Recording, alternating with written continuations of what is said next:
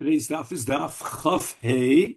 We begin on the Mishnah on Chaf Dalid Amid Beis. Tahar b'kli cheres, tamei b'chol hakelim. Tahar b'chol hakelim, tamei b'kli cheres. So the Mishnah is continuing in its style as per the previous Mishnahs, namely to create a contrast between one and the opposite. So in this Mishnah, we're dealing with the laws of contracting tuma, and in Kli Cheres we have special halachos about how the Kli is makabel tuma min aviro, meaning if, let's say, a sheretz falls into the airspace of a Kli Cheres of earthenware, then the Kli Cheres is makabel tuma me aviro. Excuse me. Other kalim are only makabel tuma b'maga, and from the outside of the kli, if the sheretz falls on the outside of the utensil. So let's see the Gemara. Tana Rabbana, avir kli cheres tame. So it means that the sheretz is like hanging, let's say from a like somebody tied it to a string,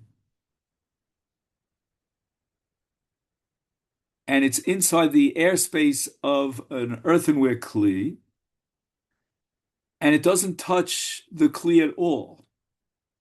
And nevertheless, the kli is makabel tuma. We're going to derive this from psukim. It's kind of like you're holding the kli cheres like a puppet in the air, like Pinocchio. You know, the gabotar. On the other hand, if let's say the sheretz touches the outside of a kli cheres, the kli cheres is not makabel tuma. Now we go to the opposite in the case of kol hakelim. Avir kol hakelim tahar, v'gabon tameh.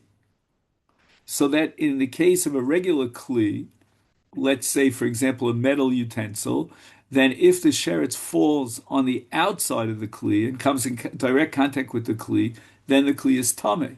But if the sheretz would come into the airspace of a metal kli, the metal kli remains tar. Nimtza. So we can summarize now what we learned. Tar b'kli cheres, tameh b'chol hakelim, tar b'chol hakelim, tameh b'kli cheres. So the Gemara says, Minani mili. From whence do we derive this halacha of avir kli cheres? The Tana Rabbanan, we learned in a Vraisa. The pasuk says, tocha. Now this pasuk is in Vayikra Perek Yud Gimel. We'll read the entire pasuk. It says, "V'chol kli cheres asher yipol mehem el tocho, kol asher v'socho yitma v'oso tishberu." So what happened is that something fell, meaning a sheretz, that conveys tuma el tocho, to the inside of the kli. And afal pishlo noga, even though it didn't come in contact at all with the kli. Ata omer afal pishlo noga, o eno ela im kain noga. Right? Maybe you'll argue that the sheretz inside the kli is tocho, but it came in contact with the interior of the kli. So Rabbi Yonasan ben Avtulmos Omer nemar tocho litame, v'nemar tocho litame. So you have to change the vocalization in order to understand the grammatical form. And litame means to convey tuma, which means that if food goes into the kli cheres after the sheretz was in the avra tuma, that food contracts tuma. And then you have tocho li tameh. So the word tocho appears a second time, and there it's li tameh. Li tameh means in the reflexive meaning to become tameh. Ma tocho amar li tameh afal pishlo noga. Right, since the word tocho means anything that came, the food that came inside of the kli became tameh because the sheretz was inside of the kli, and even though the sheretz did not come in contact with the interior of the kli, is af tocha militame in terms of the kli receiving tuma, afal pishlo noga, the kli becomes, or shall we say, contracts tuma, even though the sheretz did not come in contact with the walls of the kli. So the Gemara says, "V'hasam min nolan." Now we said that with regard to a kli cheres, right, even without negia, there's a tumah through the avir. And from where in the Torah do we learn this from? Omer Rabbi Yonasan, HaTorah he'ida al kli cheres, she'eno shafilu molech chardo.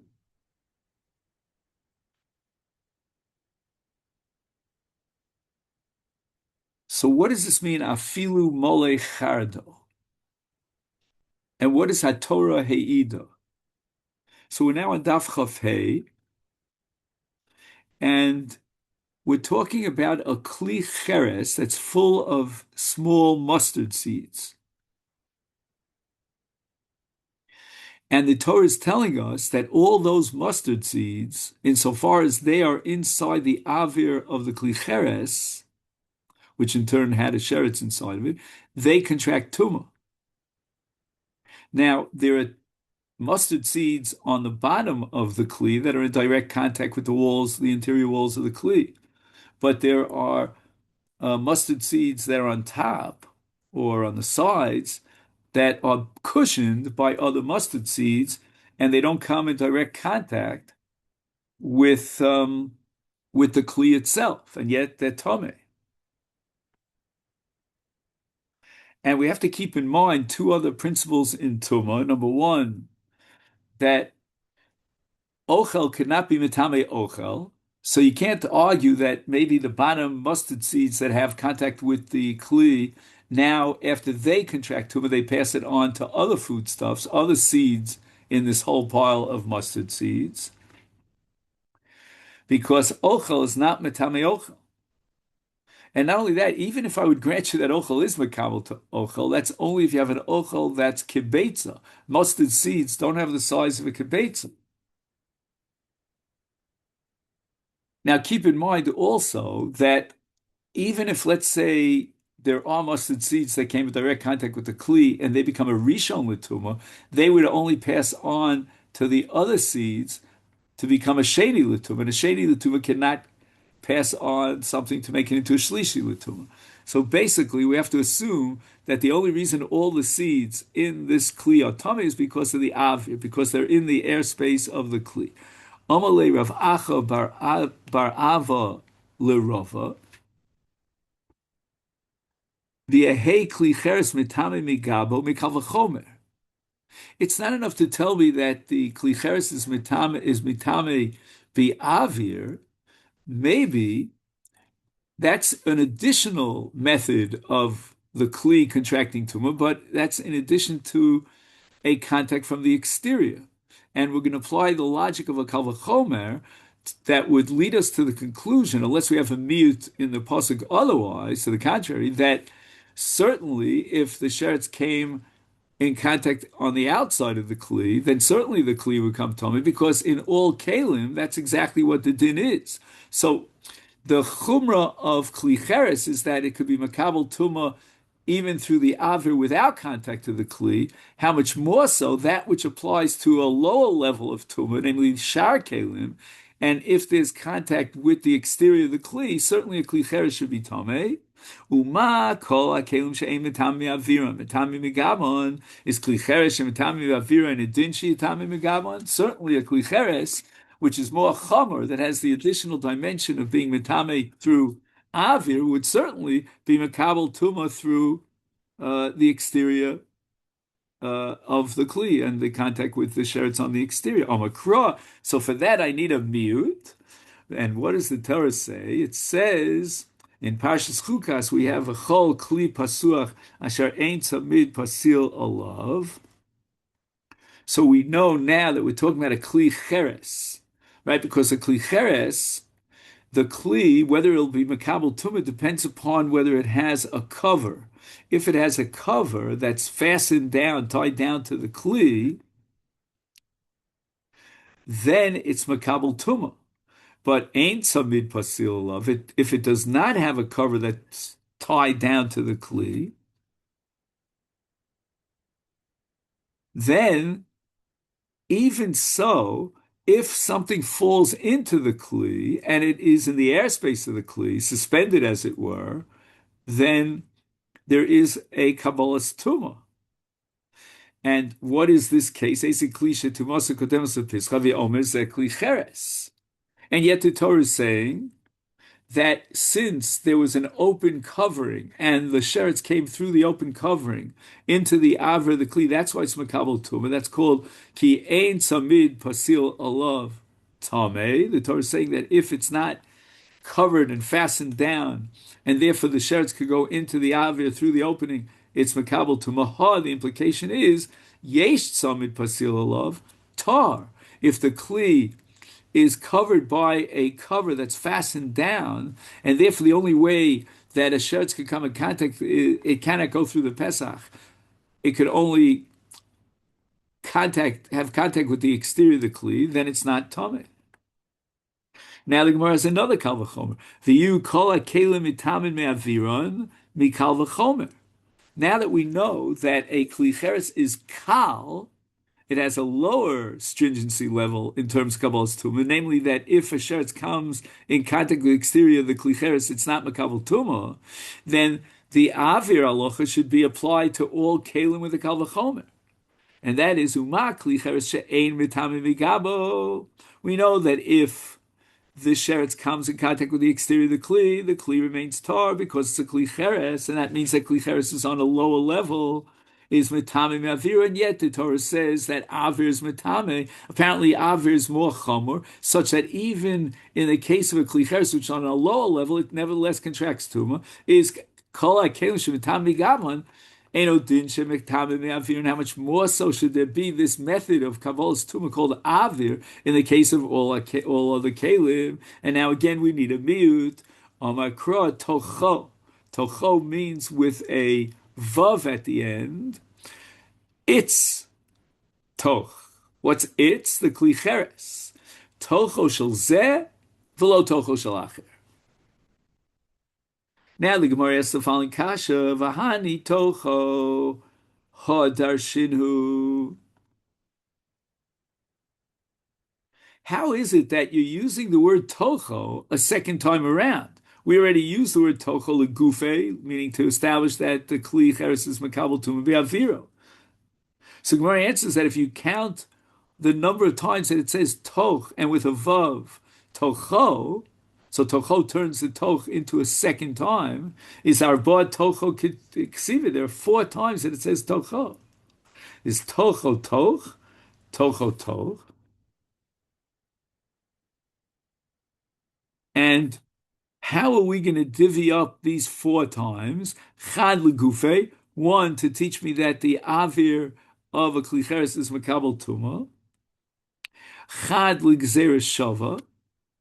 And that's going to teach us through this Gzeira Shava that although the earthenware utensil could theoretically be Makabel Tumah as another Kli, even if it doesn't touch a Kli, no, the Gzeira Shava is going to teach us that the source of Tumah will contaminate earthware through its interior. Okay, that's the Gemara that we had before on Daf Chav Dalet. Chad l'tocha shel zeh v'lo tocha shel acher, chad tocha shel zeh v'lo tocha. Oh, so now we get to something called tocho. So again, we've used tocho not only to teach me gufe, and not only for the Gzeira Shava, and not only to exclude a toch, meaning an avir of tuma with regard to other kelim, but also something called tocho. And what's tocho? The Gemara calls it afilu kli shetef. So kli shetef is a kind of a kli that's inside a larger kli, and now you have tuma in the avir of the inside kli, and the walls of the inside kli now become a mechitza to prevent the spread of tuma from inside the kli, where the sheretz is found, to the outside of the kli, which is within the airspace of the larger kli. So the Gemara asks now, "V'lo yu kol hakelim mitamim migabon, ela mitochan ubenegia mikal v'chomer." With regard to other kalim, they should not contract tuma through their exterior surface, but only through their interior, meaning the toch and the afir, because of a kal v'chomer. Uma kli chereshe mitame me'aviro, ena mitame migabo. If a kli cheres, which is more chomer, and it has a tuma migabo, meaning inside the kli me'aviro, but it doesn't have a kabbalas tuma through the exterior of the kli, then kol hakelim that don't even have the chumrah of aviron is eino din shemitabi megabon, and certainly they should not be mekabel tuma through the exterior makra. Therefore, the pasuk had to say v'chol kli pasul asher ein samid pasil of tomehu. And what does it mean tomehu? That in this case of a kli cheres, if it's open, it will be mekabel tuma because the sheretz goes into the airspace through the opening of the kli. Hi-hu, because it says tamehu, this case, meaning a kli cheres, is the chi ein tzamid pasel of tame. The aver itself is mitame. Hayesh tzamid pasel of tahar. And the flip side is tahar, meaning if the sheretz did not go inside the kli through its aver, but rather it came in contact through the exterior, it's tahar. Ha-kalim, in the case of kalim, it's going to be just the opposite. Bein sheyesh tzamid pasel alehem, bein she'ein tzamid pasel alehem mitamin. So if a cover is fastened onto the kli, which means that the sheretz can only have contact with the kli and through its exterior wall, nevertheless it's mitame. So we see that a non-earthenware kli becomes tame even when it's completely tzamid pasil, which means it's completely sealed, and the kabbalas tuma, the transfer of tuma, is through the exterior wall of the kli. Continuing in the laws of Tumah V'Tara with a contrast, Tar b'kli eitz, Tame b'kli matochos. Tar b'kli matochos, Tame b'kli eitz. So we have now, in this Mishnah, a contrast between kli eitz and kli matechos, because a kli eitz has a unique halacha that doesn't apply to a kli mateches. And we'll see what that unique halacha is in the brisa that we start now, Tana Rabbanon, Gomle kli eitz tmeim, pshutaseim tahorim. Okay. So now we have two situations of a kli eitz. Let's start with the second one. The second one is called pshuteim. Pshuteim means a flat wooden utensil. Right, we call it here, I don't know what language that is, spatula. Is that an English word? I don't know. Anyway, but I'm talking about a flat spatula. So it doesn't have any kli kibul, it doesn't have a receptacle. And the din is that pshuteim tahorim, that a kli eitz could never be tameh unless it has a receptacle, a kli kibul. But on the flip side, we have something called golme kli eitz, that let's assume that the kli eitz is like a wooden spoon or a cup, something that has a receptacle, but it's golman. Golman means that it still is not complete. In the manufacturing process, he hasn't completed the kli. There's part of the kli that hasn't been produced. And yet, the halacha is it's tmein. Why? Because it's got a receptacle. The opposite is true for a kli mateches. Golme kli matachos. If he has manufactured a metal kli, but he's not yet finished with it, he still wants to, finish it up, make tsuros on it, make different squiggles on it, and so forth and so on. Then it's tar. Pshuteim, tmeim. On the other hand, if you have a flat spatula that's made out of metal, it is makabel tuma, as long as it's not golden, meaning as long as it's fully, completely manufactured, complete.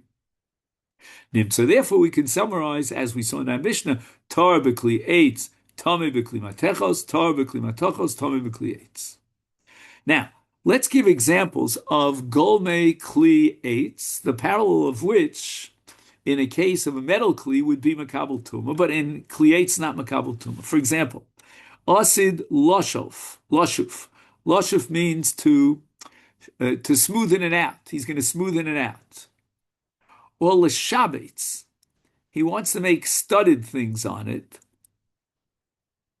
What did I just say? Did I say that golme kli eitz are tmeim?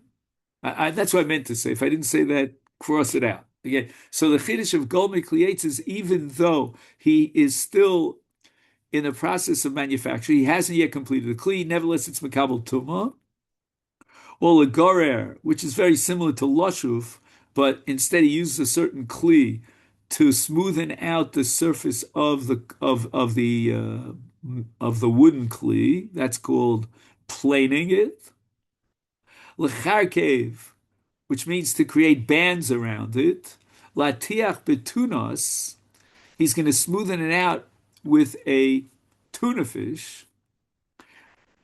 Or it's mechusar kain. Kain is a base, right? That like you have a leg that stands on a base. Ogen is the top rim around the top of the kli. Ozed is the handle of the kli. And in all these cases, it's Goldman. He hasn't yet completed the kli, and yet Tame. Why? Because it's a kli eitz. Mechusar chatita tar. Now, chatita is that process by which you create a receptacle. You hollow it out. And if it's not hollowed out, it's not a kli eitz that's makabel tuma, it's pshute kli eitz. So the Gemara immediately asks, Mechusar chatita is pshita. I don't need you to tell me that it's not makabel tuma because it's pshute kli eitz, it's a flat kli. Lo tzricha dechak kapiza bekaba. This is Gemara Masechta Shabbos. He hollows it out, but it's not completely hollowed. Notice the receptacle is less or contains less of a volume than what he has in mind when he finally completes the manufacture of the kli. It could only hold a kfiza.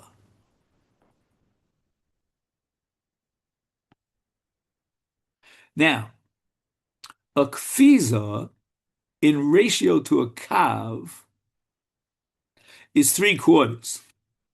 So he's missing that last quarter, right?